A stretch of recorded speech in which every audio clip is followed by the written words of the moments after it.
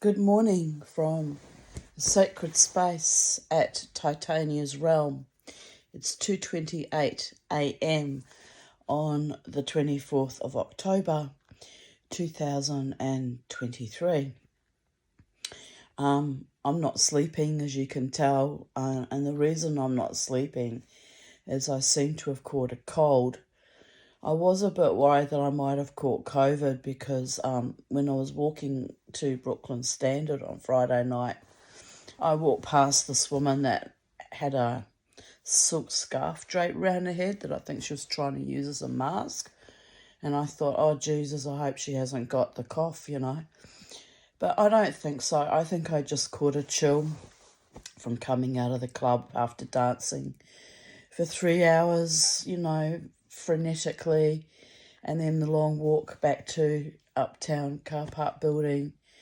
And I only had a very thin shawl, and I didn't feel cold. I actually felt overheated, but probably, as my body adjusted to, ambient temperature with the night air, it must have knocked me off my socks, darlings. Anyway, I'm making this video because there is that. I'm not very well, but I'm okay. I've been drinking mullein tea today, which was recommended to me the last time I got a very bad lurgy, and actually that time I thought I was going to die. I was very, very, very fucking ill. And one of my friends on YouTube that watches my zany, weird, quirky videos suggested I drink mullein tea and that it would cure me, and it did back then. But he said it's rough on you, it makes you nauseous and you bring up all the slime off your chest. And I conveniently forgot that when I started drinking the mullein tea. Actually put myself on it day before yesterday because I woke up with a bit of a sore throat, and I thought, uh-oh, because when I get a sore throat, it's usually the beginning of a really long, protracted, awful bronchitis, because it always goes immediately into my chest, right? And the evil, filthy, disgusting, genocidal GPs won't give you proper antibiotics when you get sick, so it's life-threatening for me with my bronchitis. So I thought, well, I'm not going to bother even trying to access a GP and beg for antibiotics because at the moment, I'll manage it by myself. And if I get a lot worse, well, I'll just die because, quite frankly, my bladder hasn't been right for years, so I'm dying of that anyway. So I don't know what's worse, dying of, your lungs breaking down or dying from your bladder breaking down. But anyway, I'm just circumspect about the whole thing now. But I had 2 cups of mullein tea yesterday, one for breakfast and one for lunch. And I was going to have another one in the evening with my dinner, but I'd already started the coughing up, ooky phlegm, and not very pleasant. It's not pleasant. So I won't push my body to the nth degree. Like, I have to just harmonise with all that is, was, and ever shall be, and move it through my short, fat hobbit body that is defiant by nature and wants to survive against all the odds.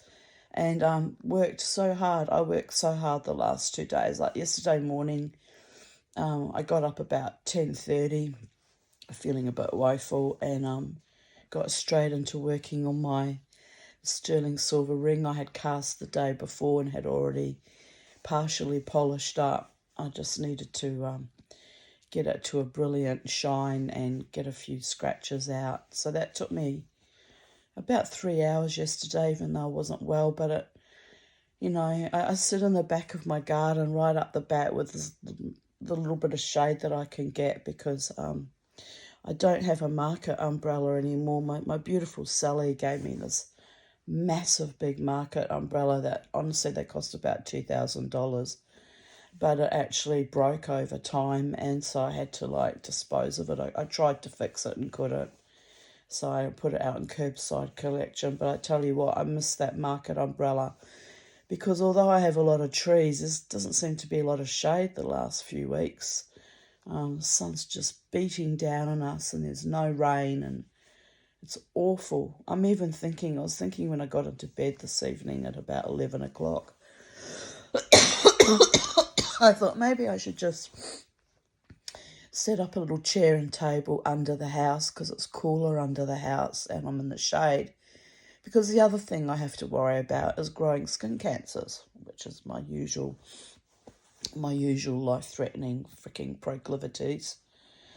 Apart from falling in love with dangerous, evil, perverted, sadistic men, which is my most dangerous thing of all. But anyway, we haven't done that for a long time, so I'm doing well. And I didn't punch out any new cancers at the last skin clinic either, which is amazing, because I'm out in the garden, all the time. So look, for someone who's dying, I've done the superhuman feat yet again. Even coming down with this chest cold on, early Saturday morning when I woke up. I have danced wildly on Friday night, come home, got up, was immediately feeling a bit sick. I wasn't sick when I went dancing, like I wouldn't have gone out if I was sick. But I think I picked some bug up or caught some chill. Anyway, so, but I danced wildly on Friday night. Saturday morning, I woke up I think it was about 10, and I could barely walk. My feet hurt so much, they were throbbing. I felt like someone was sticking needles through them. It was so painful. So I hobbled around in my back garden in my sarong and had to actually physically hold on to walls. And my neighbours probably think I was still drunk from dancing the night before, but that wasn't the case. I don't get drunk. But it's just, going from 0 to 5,000, like from being an old lady crone in a little garden with a little bird and just making a bit of jewellery and watching YouTube videos to dancing wildly on the weekend nearly freaking kills me, But it was good. Like, it was good to get a decent dance, get lots of exercise, be alive in the world. And then, I crawled around for a couple of hours on Saturday morning, like, in pain. But by about 2 o'clock in the afternoon, I felt quite good again. So I started, preparing the Delft clay for casting that lovely ring I made. So that took a while. And then I went out and I cast it and came back in and cleaned it up. Worked on that till 12:15 a.m. on Sunday morning. And then, back at it again. Yesterday was Monday, wasn't it? So it must have been 12:15 a.m. on Monday morning, because, I got up and immediately finished it off for a few hours on yesterday morning. So, I had a lovely day. I've had a lovely few days. There's been some unusual developments. I don't know if you can call it developments, but there's been an unusual energy in my life. Like Friday at the Brooklyn Standard, there was I had a wonderful time, but as the night wore on, there was a sinister edge, and there was a beautiful, very slim, well, actually quite skinny African woman dancing, and she was a bit drunk, and I'm pretty sure I saw a man push her over, but I can't prove it, because I just sort of caught a glimpse of it, enough to go, but I didn't get involved because I thought she was quite drunk and she's wearing high heels. It's possible she just stumbled, But the thing that was weird was that, like, as I was leaving, he shot me this really sinister, malevolent kind of look, as if to say, you saw, didn't you? As if to say, I know, kind of thing. So I just stared back at him and kept walking out of the club. I just don't want any drama and any nastiness with psychos, and I just want to, have a place where I can dance and have a good time and not be under attack or buy into the bullshit. But I made up my mind, if I see that African woman again, if she comes to the club again, I'm just going to say to her, stay near me, don't get so drunk that you can't manage yourself, because it puts you in a dangerous situation. And stay near me if you feel threatened by anyone, because I don't think she was safe, quite frankly. She was the only black woman in the club. And I just have this vibe that those 3 people that walked in very late in the evening, about 1 o'clock, they were out to get her. I just have this vibe. I might be wrong. But anyway, I'll just quietly have a little quiet word to her, and what she does with that information, that she knows that I'm wanting to keep an eye on her a bit. Bear in mind, I have to keep an eye on myself. Is up to her. She doesn't have to be friends or hang with me all night, but just know that there's someone that's a witness and will have her back if anything nasty like that happens again. So it played on my mind a little bit, because I'm a shaman, and I also work with a little bit of voodoo practice, and I thought it's kind of interesting that there was a black woman in the club who was actually, I think she was deliberately pushed somehow. I really do. She was actually in a bit of danger, and there was someone else. She was complaining about some woman being threatening, and those 3 people came in together. So I think they were working together.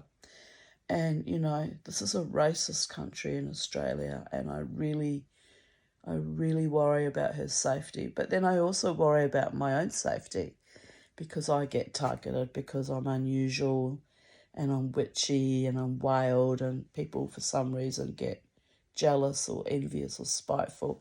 I don't know why. I've had a hell of a life.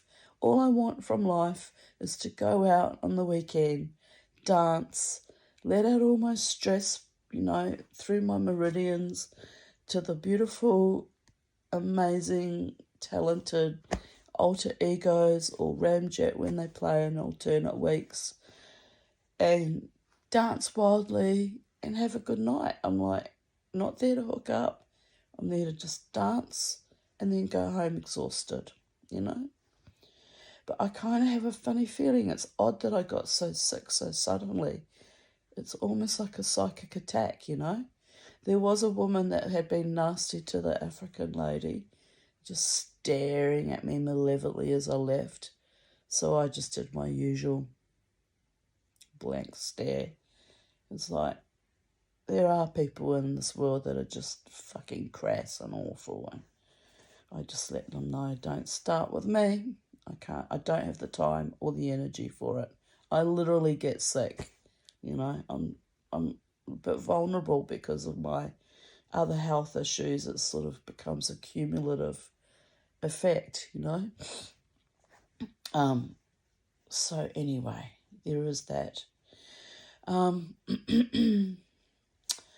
But yes, it was a strange night last night, and then I'm thinking, well, I want to go out on Friday again, but it's a few days shy of Halloween, so all the weird ones will be out, and with their nastiness potentially.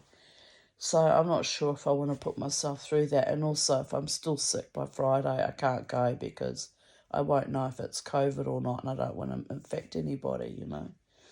But I honestly don't think it's COVID, because I'm raspy, but I'm not unable to breathe or anything. Like, I'm doing okay. So far, so good. Had a bit of a fever earlier, like I've got a little bit of a temperature, but nothing to worry about per se. And yes, I'm very proud of myself. That door should not be banging. That's my front gate. My front gate's under the house. I'll have to go downstairs in the dark and bloody close it again. I did go under the house to get newspapers, but I definitely latched that gate. So I wonder if someone's gone in, snooping around for things to steal or something. Not that there's anything worth stealing, but You never know. Anyway, I'll leave it for now. I'm not well enough to go running around in the cold night air looking for prowlers under the house. Oh my goodness. So yes, the other things that was the other unusual thing that happened took me by surprise was Friday during the day. I had a spirit say to me, "Surprise!" And they do this from time to time, like naughty little children, like mischievous little fairy or imps. Like sometimes they tease me. Sometimes I genuinely do get a surprise of some kind, an unexpected visitor or an unexpected gift or but anyway, I said to the little voice in my head, I said, "Oh, don't feed me with bullshit and tell me lies and tease me like you did for years that, my true love was going to come back to me and we were going to sort our shit out and get together. That was awful. 10 years they teased me with that. Well, I'm over it now because it's just bullshit. It's just nonsense." And but anyway, so they said, "Surprise." And I must admit, though, I did get a very big surprise the first time I went to Brooklyn Standard on the 25th of August, I think it was, when the ex-lover that I was spiritually bonded to, I suppose, and bondage of some kind. It was just weird, the whole thing. His cousin danced around me all night. It was very unusual given that his cousin and I are not exactly friends. Like, I don't hate them. I don't care about them one way or another. But we're not on a friendship basis where we might drink together and talk and socialise. So it was very unusual what happened. So when I heard the spirit say, "Oh, surprise," I thought, "Oh, God, maybe that one's going to turn up again, try and dance around me, wind me up, So I said, "Oh, no, I'm not interested in your lies and your deceptions and your teasing. It's I'm moving on. I'm living my best life. I'm making my jewellery. I'm writing my writings on vocal media. I'm sitting in my garden with my last remaining pet. And I'm healing from the last horror, which was losing Beauregard. And yeah, one of my friends and my daughter heading for the hills. That was a shock. That was a fucking surprise. Anyway, I love you, Jared. We've been friends for 31 years. I'll always love you. But when you do this shit, it really cuts me deep. Anyway, what can you do? Everyone has their own path and their own free will and whatever. So anyway, so there was that. So I was sitting there, in the garden, telling off the spirits about teasing me with surprises. And then I got dressed up, all glamorous in my corset and my tulle skirt and my stockings and my boots and feeling lovely. But I wore these boots that someone gave to me recently and they were secondhand. And as I put them on, a little voice in my head, which would be my own intuition, not spirit this time, said, "Are you sure you want to wear those boots? Because you don't know if the heels are about to break or not." And they weren't good quality boots. They were like the kind of things you buy in Kmart that always fucking break. Like on me, they last a week because I've got a heavy stomp when I walk. I'm a warrior goddess and I'm, a larger woman and I do stomp. It's characteristic stomp. So anyway, and I said to myself, no, I'm sure they'll be fine. They look okay. They don't look damaged in any way. So I arrive at the club, walking on the cobblestones, and I feel the heel break off. And I actually went back to look for the heel, and it was broken in 3 places. I couldn't even have glued it on, even if I tried, which I didn't have glue with me because I was out dancing. So anyway, it's a funny story. I thought, well, the boots held together, the heels just exposed like the plastic heel, but I'll just dance on it until it completely breaks and then I'll have to go home early and either change my shoes or just go home early. And so that was annoying. And then I heard again, surprise! And this time I was like, right, okay, that's twice today. The spirits are telling me there's a surprise. Be ready for anything, be on high alert, be hyper vigilant, be aware, I didn't think I was in danger per se, but I felt like it was a warning to be ready, And I'm glad I was in that heightened kind of hypervigilant state because, yeah, I was able to sort of keep a calm head when I saw the African woman be shoved and had to see her fall onto the floor, and it was odd. It was very odd what went on there. Don't know what that was about. Anyway,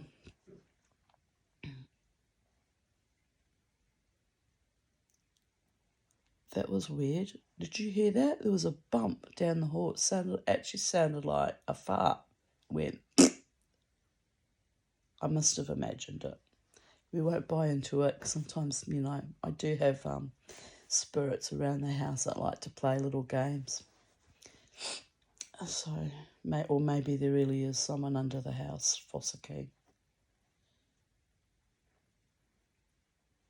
But they wouldn't make a loud fart in my hallway, would they? I mean, I wouldn't hear a fart if it was under the house, surely. Anyway, I won't worry about it for now. So anyway, so that was Friday night. And Friday night was the 20th of October, 2023, which also happened to be my dog's birthday. And my dog died on the 1st of August, and I'm still fucking distraught about the events surrounding that and the horror of it all. And I miss him every freaking day and every freaking night, especially being on my bed with me. He was a beautiful dog. I mean, he was a crazy motherfucker like me, but he was a beautiful dog. I loved him, I really did. And he loved me. He was my little soulmate. So, one of my many animal soulmates. So I thought, oh well, it's Beauregard's birthday. And again, I was thinking to myself, it's a potent anniversary because it represents love from him. But also it was the night I met the ex-lover, Dave, in 2013. So I thought, this is a night where I'm going to have to be very careful because there'll be a lot of love energy directed towards me, but it might not necessarily be of the good kind. Like someone trying to be a bit lascivious or seductive or oily or creepy. And because that whole love affair with that guy just went awful from very early in the piece. It was just a nightmare, really. Went on for too long. And that was my doing. That was my heart holding on like a fucking clockwork orange glued together carapace thing punched back in my chest. I should have let it die way, way earlier, but I just kept my hopes up all the time, I'm nothing with it, I'm nothing if not intrepid and loyal and loving when I fall in love with someone. If only that twat knew how much he was loved, he'd be astonished. He'd be embarrassed the way he treated me, actually. He'd be like, he would not be able to look me in the eye if he knew how much I loved him and how much bullshit I was prepared to put up with over the years. Awful it was. Anyway, so that was the 20th of October, Friday night. And there was a lot of love energy in the club. There was some guy with a hat that kept circling around me and trying to look into my face.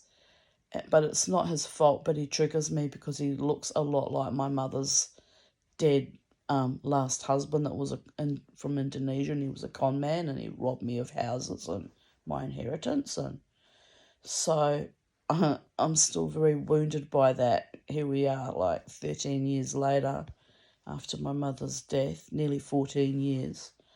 I'm still very, very wounded by that whole evilness that went on. So here's this guy who's not got no connection to them at all, except he might be from Indonesia as well, wearing this hat, looking at me like this. And he was looking at me like that the prior week. So obviously fancies me something rotten, you know. You can't do anything about that. Sometimes you see people and you think, oh, they're just gorgeous. I mean, I do it too. You know, it's normal, you know. But I'm not there for the hooking up and the fucking having my heart smashed over 1,000 times, like burnt over hot coals, and then re-innovated and then stomped on by hobnail boots and then hung out to dry again and repaired and then, you know, just railroaded. I can't go there. I just fucking can't fucking do it ever again, she says, tongue in cheek. Because, you know, I had a lovely experience today with the postman that came. He's a very sweet man, very kind. It's nothing romantic, but that man is a healer. I made a post on it I made it a public post about that lovely Australia postman that makes the effort to hand deliver my parcels straight into my hand. Like he's a sweetheart. So there are nice people in my world too. I'm just very wary of anyone that wants a sexual relationship with me, because that's where I get fucking damaged, you know. And I mean severely damaged to the point of suicide. So I just don't want to go there. So anyway, so that was Friday night. This man with a hat, you know, flirting and circling around me, and you know, and but no harm, no foul. He didn't bother me. Just let me know that he's interested, but hanging around me, and you know, I ended up advising some other man that had some woman that was after him, like the devil behind the door. I said, she's really into you, mate. And he's like freaking out. And I said, oh, I see you're married. I said, why don't you just tell her that you're married? He said, she wants me. And I went, yeah, she wants you, all right. Just let her down gently. Tell her that you're married. I said, don't waste people's time. Don't be a coward. These are grown men, people. This guy would be in his early 50s. Like, they're just like deranged children. They don't have any social skills. Like, if I had a man oiling all over me, I'd just ignore them. Let them know. I don't want to be bothered. But, you know, I don't encourage someone by she threw her arms around and pressed her head into his chest. And he's like, looking at me like, help me, instead of saying, it's a lovely cuddle, darling, but I'm married. You know, that's all he had to do. Anyway, I pointed to my ring finger and went, tell her you're married. He must have left after that, because she sat down for a while and was looking at me and smiling. I think she realised too that I think she was a bit grateful actually that I told him to set her straight. There's nothing worse than being in love with a man who doesn't want you and making a complete utter fool of yourself. I did it for 10 years with Twatty, with Wiglet. Before him, there was a couple of other guys I fell in love with and made a complete dick of myself too. But nothing of that magnitude. Oh my God, that was bad. That was so bad. Anyway, this is why I stay alone in my bed, celibate, asexual, surrounded by, I was going to say my cats and my dogs, but they're all in Valhalla now. Surrounded by spirits going bump in the night, and that's it. That's all I've got left after a lifetime of horror, is isolation and marginalisation, and my one night of dancing on the weekend when I reclaim my wild spirit and dance as wildly and as energetically as my body will allow, and then I go home and crumble back into dust. Anyway. So so the next day, 21st of October, was Saturday. I was, as I said to you, I was still very tired and hardly able to walk from dancing on those boots. And that one was slightly missing the heel cap, so they were slightly out of alignment as well. I still manage. I manage very well. I'm a trooper. And but the lovely thing that happened on the 21st was in the evening about 8:30, I got a surprise. The spirits did not lie to me this time. But they never give me details. It's just some random word like that could mean anything, you know? It was odd. But I did get a surprise because a new Facebook friend that's been on my Facebook for a couple of weeks messaged me. And we actually had a very nice chat, conversation in Messenger and chat for a few hours. It was very, very pleasant. And he suggested that I'm such a wonderful writer, and his hobby is he likes to write music, write songs, and he wanted to use some of my, my lyrics, my poems, or my prose, my long prose stories, to write a song. I thought to myself, well, this is unusual, very unusual. And I was about to say, no, I'm not comfortable with that, which is what I normally do, because I'm not comfortable with sharing my, copyrighted stuff with strangers I don't really know. I got burnt before like that by actually a woman in America who happened to be Jewish. That was awful. But anyway, I thought about it, and I thought, well, all my stuff is up in public domain anyway, and you don't own your words. As soon as you put your words out into the ether, anyone can pick up on it and tweak on them and twist your words, which is what worries me immensely about people twisting my truth and my words.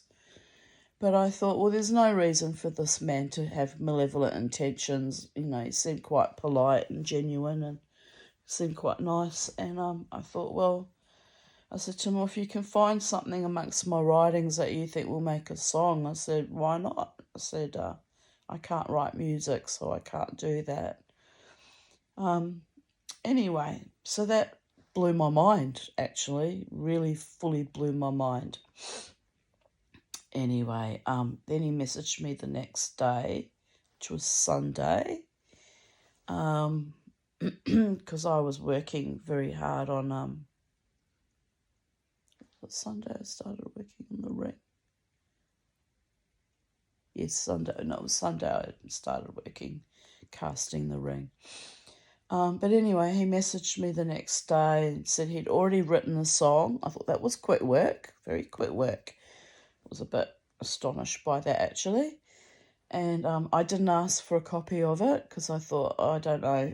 At this stage, I'm still not 100% sure if he's some Nigerian scammer just trying to get my information or something. But like I said, no, I think he is a real person because we talked a bit today, and he seems to be a real, not a scammy weirdo in his mother's basement. Well, I hope not. But anyway, he told me today he works in the pool industry, so I thought that's good. I tell you what, it was such a scathing hot day today. I could have done with going to visit Lynn, having a swim in her pool, but again, I'm not well, and I don't want to give her anything. So I just soldiered through the heat of the day, and in the afternoon actually cooled down a bit, and there was a bit of a storm blowing through, but we didn't get it. We just got a smattering of a little bit of rain, and that was it. But anyway, so this nice new acquaintance on Facebook has written a song with my writings. And he says to me he's going to clean it up and he'll send it to me in a week so I can, hear what he did with my words, my lyrics. Well, they're not lyrics. He would have had to have turned them into lyrics because they're just, my mad ramblings, really, my musings. So anyway, so I thought that was quite interesting and unusual, very unusual thing to happen. And anyway, and then yesterday was Monday morning, and I got up and I had this terrible congestion in my chest. I was like, here we go. It started really Saturday morning, and, Monday morning I'm already it's already moving into my chest. I thought, oh, is it COVID? Am I going to die? Oh my God. And I thought, well, I won't buy into that bullshit because they fearmongered the entire global population with that. And I'm not buying into it. If it's COVID, I'll just stay home. I just won't go anywhere. I haven't tested for it, but I'm just staying home. I'll just stay home till I feel better, or the worst of the chest infection gets driven off by the mullein tea. So I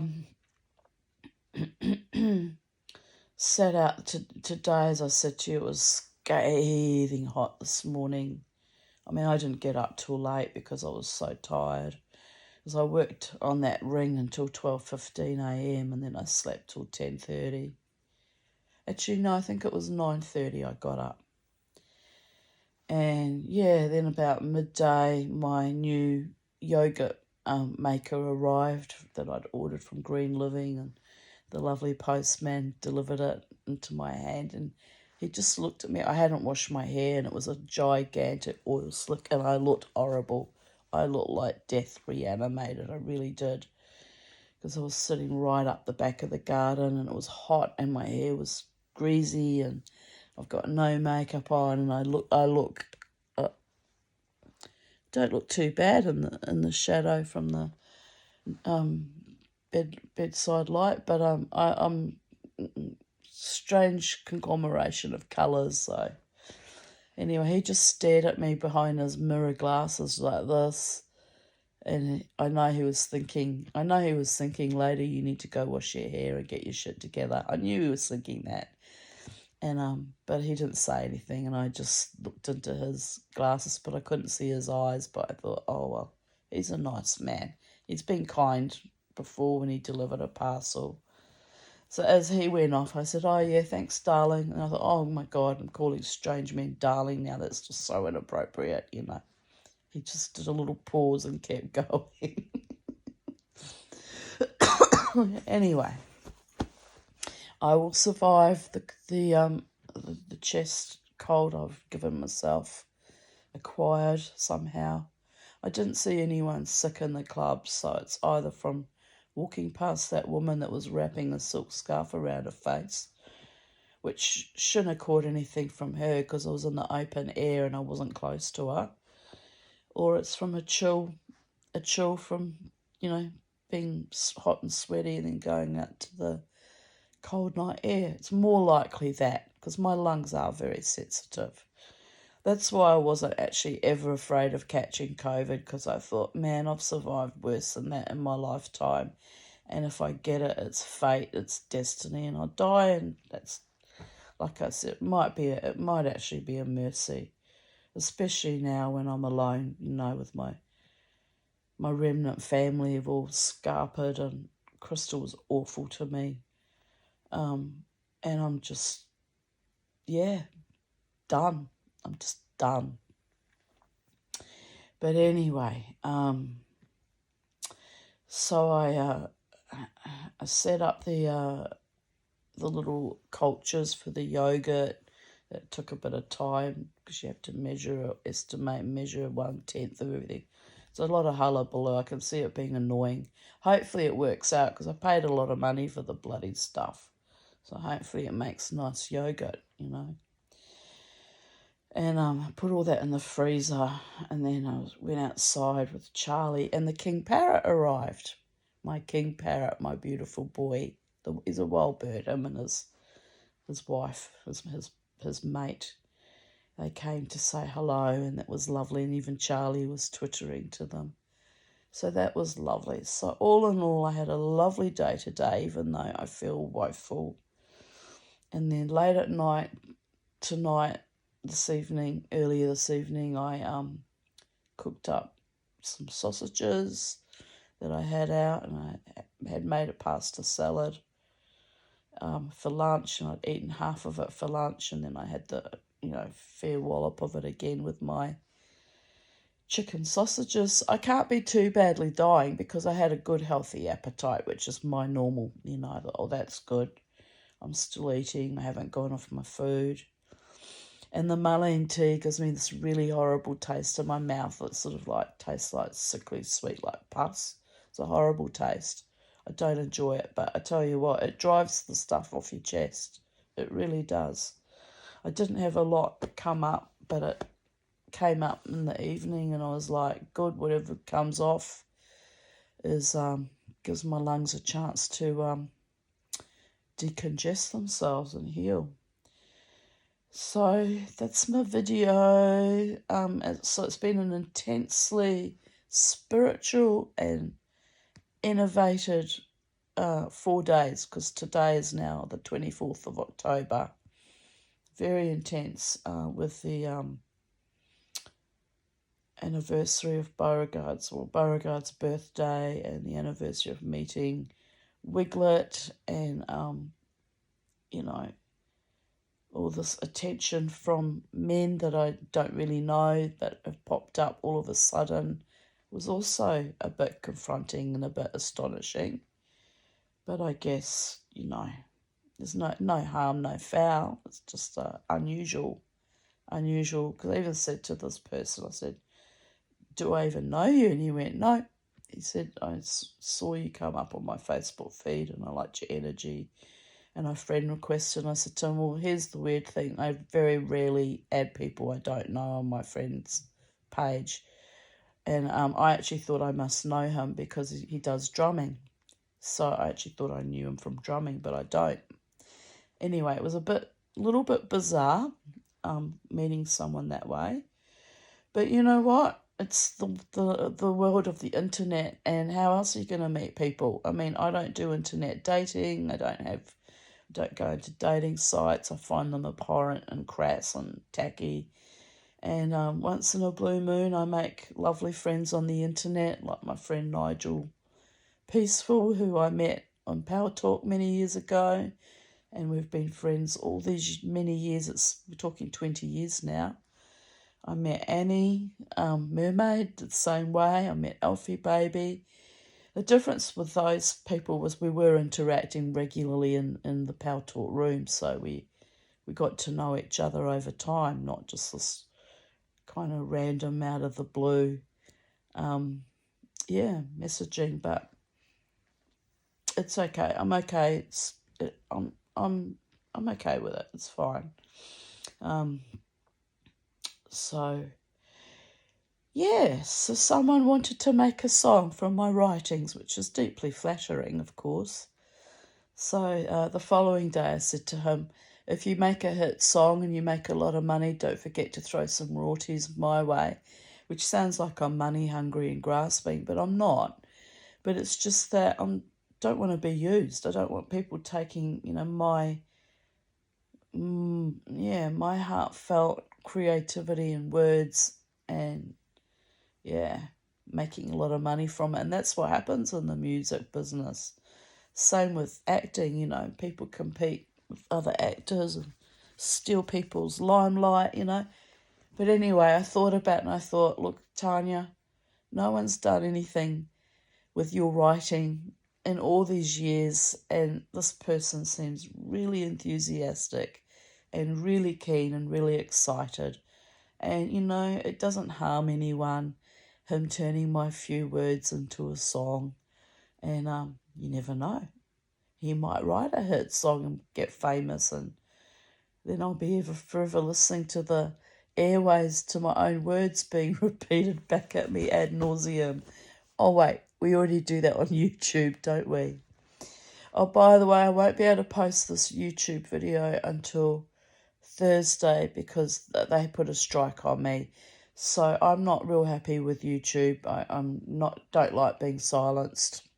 As a trauma survivor and a truth speaker, I really fucking dislike being silenced. So I will post this video when they remove the strike, and if they strike me again, I will take down my entire channel and move it somewhere else, because I'm not going to be a victim of other people's ideologies. I just won't. I don't agree with it.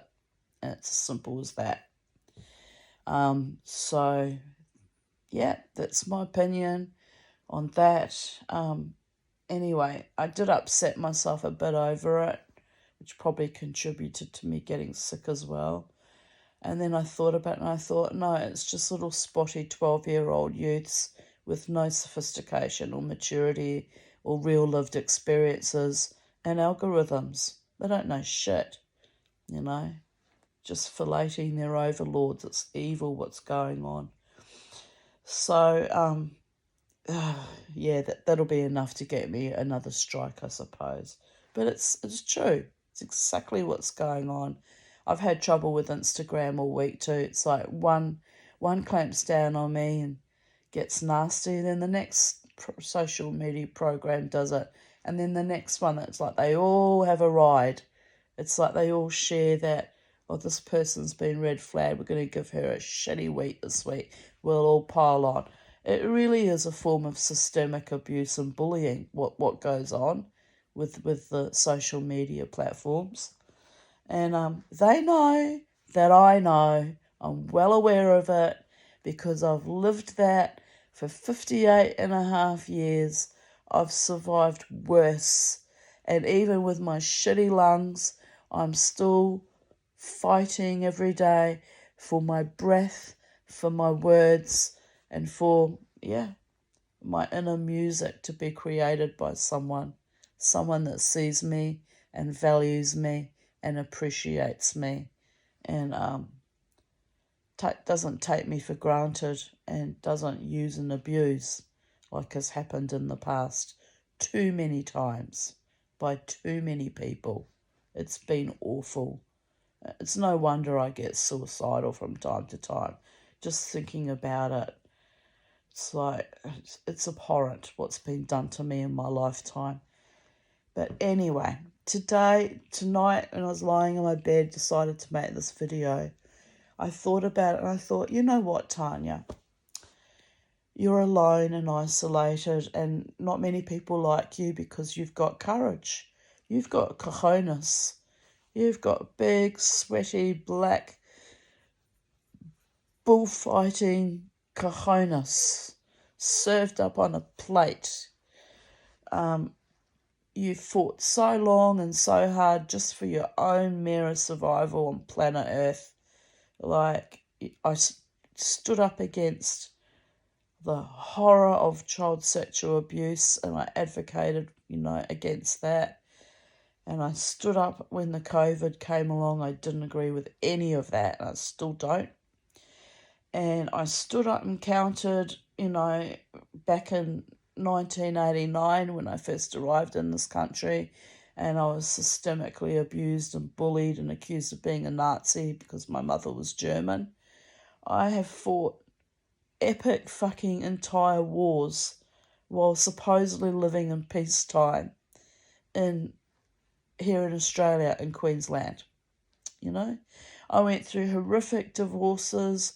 I went through 3 strangulations with no support from my government back at that time. I did eventually get my disability pension, years later, but they had to completely grind me down and break me before they would give me any support. So, I have survived evil, malevolent, vicious, sadistic men in the form of love partnerships. I have survived my own children abandoning me.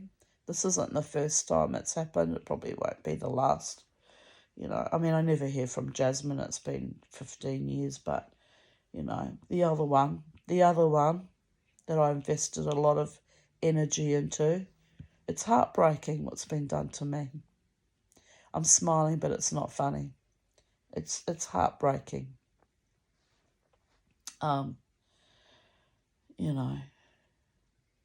Anyway, it is what it is. I'm okay. I still have breath in my lungs. I still have my intellect. I still have my heart, my corazon, and I still have my very masculine, very large cojones that I wear, up high to fight whatever motherfucker comes along with more malfeasant viciousness or low-grade, immature, low-hanging fruit, lack of couth or guts or glory. I'll fight you every inch of the way till the day I die. And as I'm dying, currently in the process of dying, I'm even fighting Lady Death as I do by making rings and dancing wildly and sitting in my garden and nurturing myself. I fight. I fight on so many levels. I am a warrior goddess. I am a dancing queen. I am a Jewish Viking witch, shaman, queen. I know, I sound delusional. I know I do sound delusional. But I am actually all of those things. I have fought so hard for so long that every now and then I have little breakdowns, and I'm entitled to. That too is a way of recalibrating my spirit and helping me burn off bad karma and let go of empty, vapid shits that didn't have my back or my front and in fact were treacherous, you know. An entire pub I got chased out of back in 2015, February, the viciousness that went on there. And, I fought that too. I didn't fight with the casino just to keep my little spot and keep my little, keep going there when I left on the 5th of August this year. I'm done fighting for that spot. If they're going to treat me with such callow disrespect and dishonour and viciousness, only 4 days after my beautiful dog died and I went out in deep grief, probably shouldn't have, quite frankly, should have stayed home and grieved my dog, but I thought, no, I will maintain what I normally do, keep my normal routine in life, which is go dancing Friday night. I go out only to be abused.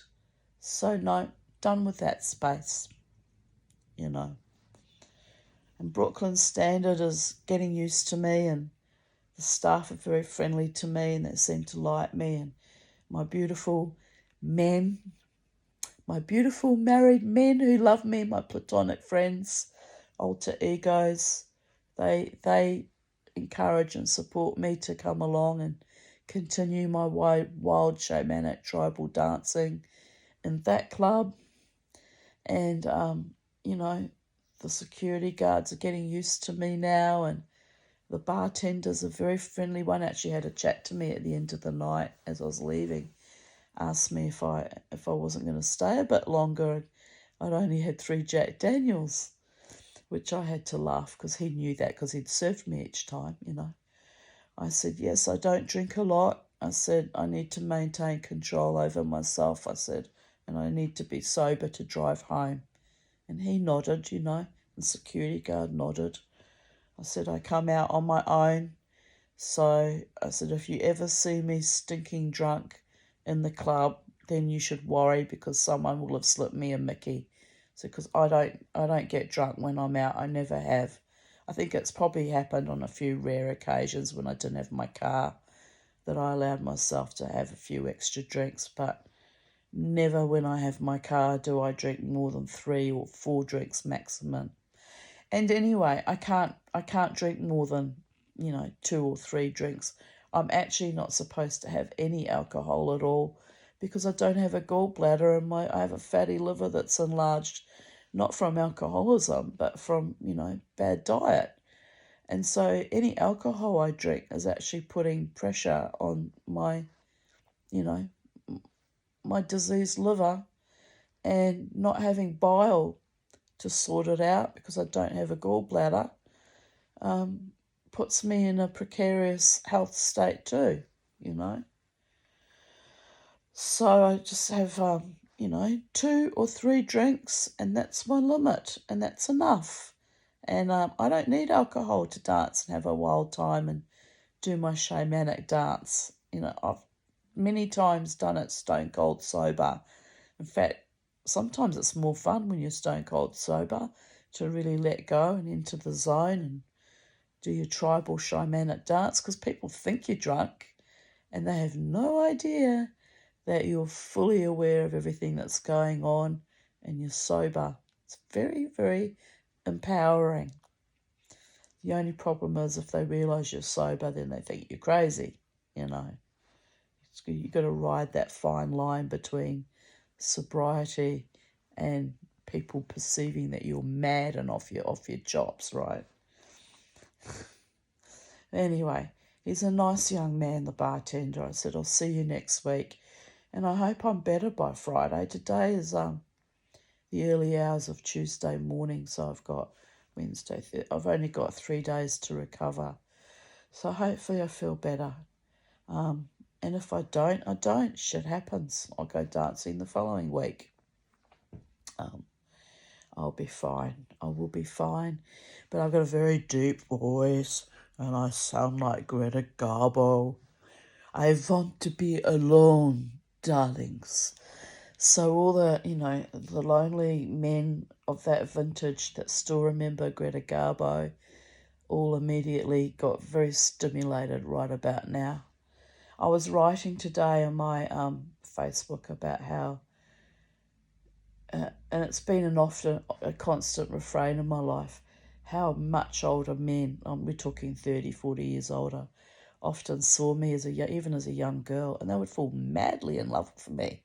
And I'd be like, what the fuck is wrong with you? I haven't flirted with you. I haven't given you any encouragement. All I'm doing is showing up for a cup of tea to visit my friends, and their father was besotted with me. To be fair, my father-in-law was a little bit besotted with me too, but that's because I stood up to him and fought him at age 18, and he was the family patriarch, and no motherfucker in the known Western civilization had ever dared stand up to him, and he was 69 and I was 18, and he just admired my cojones, my courage, my balls, my mana, my strength, my power as a woman. I was a powerful little spirit even as a young girl, but not powerful enough to not have the discernment to realise I was marrying an ass who was just going to use and abuse and rip me off horribly at the end and just be savage, and it was just awful. Anyway, it doesn't matter.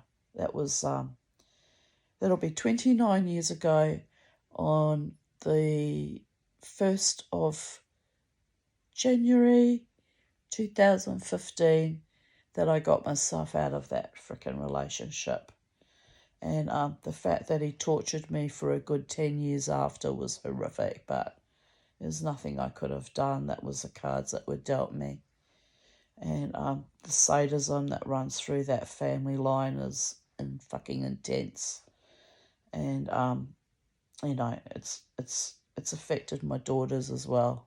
They really got smashed with the gene pool because they got my mother and my father's madness and psychopathology and narcissism, and then they got the errant fucking sadism and psychopathology from their Jewish family. It was just awful, awful.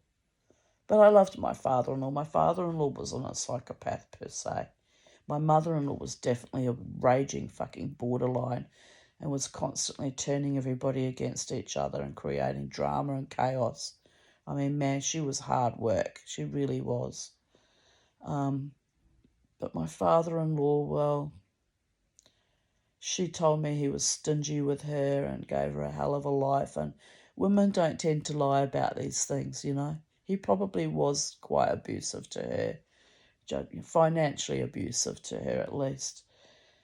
Women don't lie when they talk about these things with each other. But he adored me. He worshipped the ground I walked on, And then he upped and died 6 weeks later after we got engaged. It was horrific. It was absolutely horrific. Because he was the closest thing I'd ever experienced at age, by then I was 19 when I was about to get married. He was the closest thing to having a father figure I'd ever had in my entire life, because my own family of origin was so filthy and so evil and so fetid, So yes, I was looking forward to marrying into this loving Jewish family with this wonderful patriarch who adored me, thinking that my husband loved me and I was going to have a lovely life with him.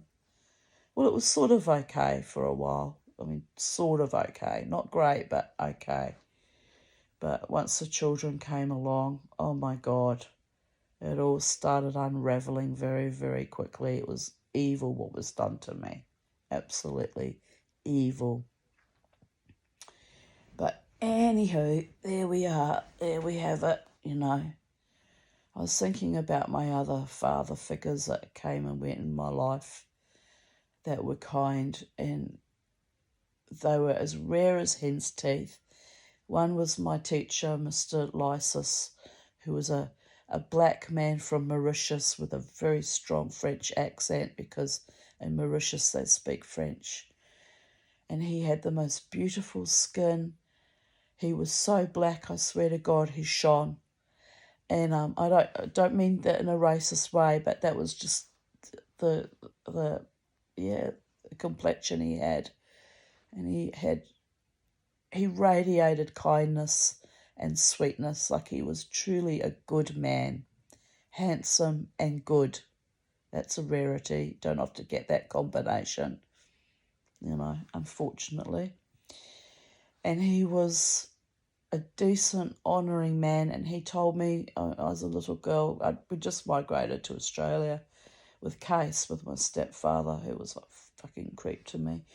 And so I was really lost as a little girl.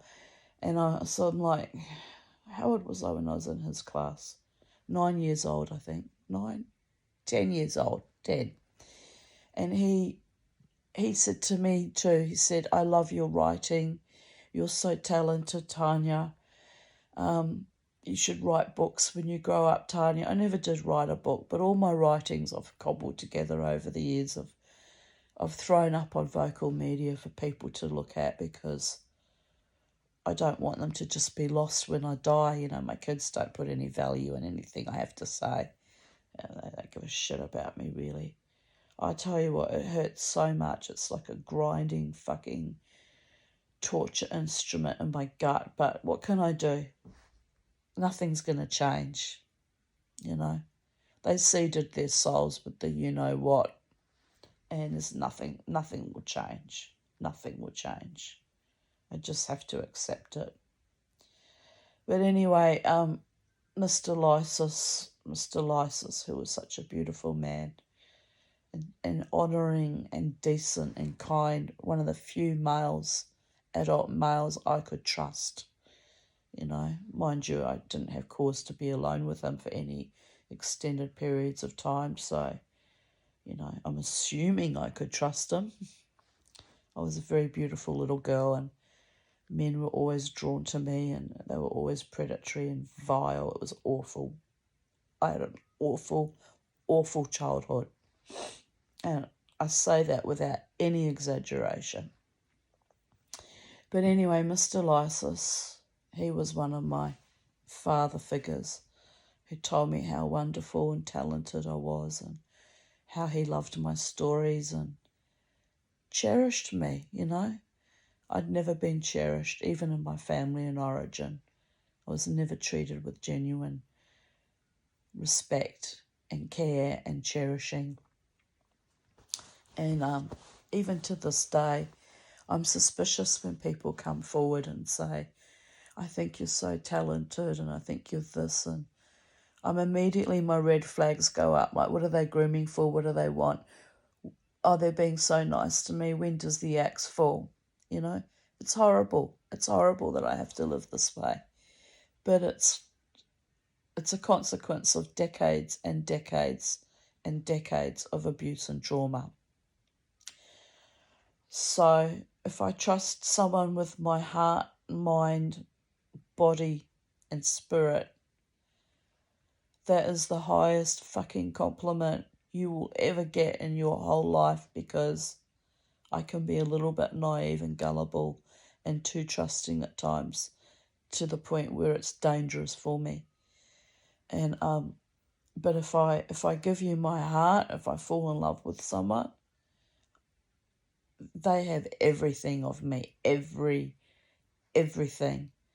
And for them to trash me out the way the last one did, it was beyond evil.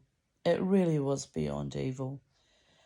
But he was not the first, and I'm hoping to make damn sure that he was the last, because I don't have any more energy left to have my heart trampled on and desecrated and destroyed the way it was with that man and quite a few other people I had brief liaisons with at the casino. Like, they were just crass. They were just so fucking awful. So, on a happy note, I'm going to finish this video because I'm tired now. I'm going to try and sleep. I hope I get some sleep. So on a happy note, yes, my little angel, my Beauregard, my little protector comes. I think he's my little protector spirit occasionally. I think that's what that bump in the hallway was. My little angel's with me at times. And life is going to get better because I'm going to make it better. I'm going to keep making beautiful jewellery and improving on my skills. And I want to learn how to set beautiful stones. I won't be able to afford to buy much because I don't have any money, but bit by bit I'll build up my skill set, and I'll buy when I can afford things, once a year or twice a year. And I'll get myself established. And I pray I live another 5 to 10 years. In 10 years I'll be 68. And if I live till 68, that's 10 years, 68 and a half from today.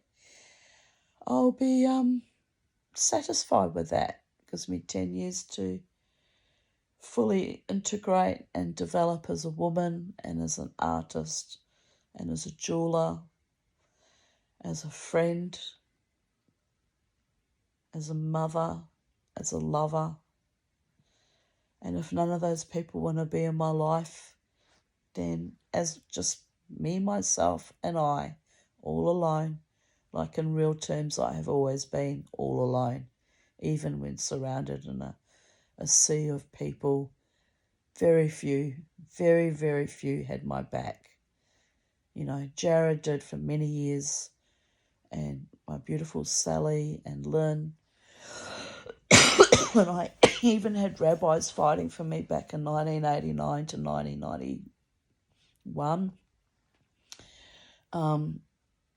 But of course, my psychiatrist, who always has my back no matter what, and is probably the most stable and influential person in my life, even prepared to pay for my consultation to see the urologist in November. I mean, the man is just so determined to see me thrive. And I love you for that, doctor. I love you for that. So, good night. God bless. If I survive this cough and chest infection, it's not really an infection, chest congestion, I'm sure I will survive it, people. I'll be dancing wildly on Halloween. And I hope I'm well enough by Halloween on Tuesday when all the children come for their trick-or-treat. Otherwise, I'll have to put a sign up, don't come in because I'm sick, in case I get COVID. It's an awful thought, isn't it? Oh. Anyway, I don't think it's COVID, people. I really don't. To my knowledge, I still haven't caught COVID. So if I have got it now, it's like, well, it was a matter of time, wasn't it? So... Anyway, I don't feel sick enough to have COVID. I'm sure if I had COVID with my bad chest, I'd be in real trouble by now. So, all is well. All is well in Psychedelic Dreamers world. I'm fighting my good fight, and I'm cleaving to my truth, and I'm living my psychedelic dream, seamlessly floating in my seam, even as I unravel and restitch it again and again and again. Patchwork it together. Start again from ground zero. Every day in every way, a new day, a new breath, a new version of me.